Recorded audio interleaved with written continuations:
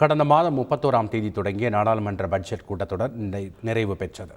31ஆம் தேதி குடியரசுத் தலைவர் உரையுடன் பட்ஜெட் கூட்டத்தொடர் தொடங்கிய நிலையில் 1ஆம் தேதி இடைக்கால மத்திய பட்ஜெட் தாக்கல் செய்யப்பட்டது. தொடர்ந்து பட்ஜெட் மீதான விவாதம் இரு அவைகளிலும் நடைபெற்றது. பட்ஜெட் பரிந்துரைகளுக்கு நாடாளுமன்றம் ஒப்புதல் அளித்த நிலையில் நாட்டின் பொருளாதாரம் குறித்த வெள்ளை அறிக்கை தாக்கல் செய்யப்பட்டது. பட்ஜெட் கூட்டத்தொடரை கூடுதலாக ஒரு நாள் நீடித்த நிலையில் அயோத்தியில் ராமர் கோவில் குறித்து இரு அவைகளிலும் சிறப்பு விவாதம் நடைபெற்றது. இதைத் தொடர்ந்து நாடாளுமன்ற பட்ஜெட் கூட்டத்தொடர் தேதி குறிப்பிடாமல் ஒத்திவைக்கப்பட்டது.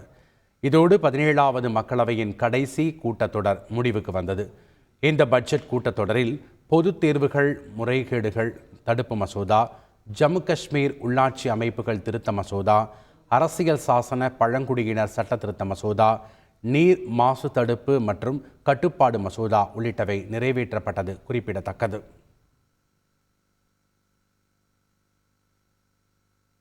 பல வரலாற்று சிறப்புமிக்க முடிவுகள் மற்றும் மசோதாக்கள் 17வது மக்களவையில் நிறைவேற்றப்பட்டதாக பிரதமர் மோடி தெரிவித்துள்ளார்.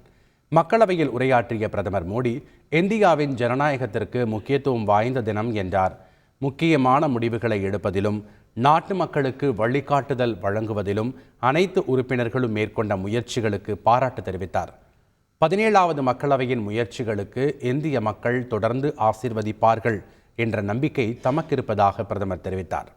17வது மக்களவையின் செயல்திறனை 97% கொண்டு சென்றதற்கு பாராட்டு தெரிவித்த அவர் 18வது லோக்சபாவின் தொடக்கத்தில் 100% உற்பத்தி திறனை அதிகரிக்க வேண்டும் என்று கேட்டுக்கொண்டார். செய்திகளை உடனுக்குடன் தெரிந்து கொள்ள உடனே சப்ஸ்கிரைப் பண்ணுங்க.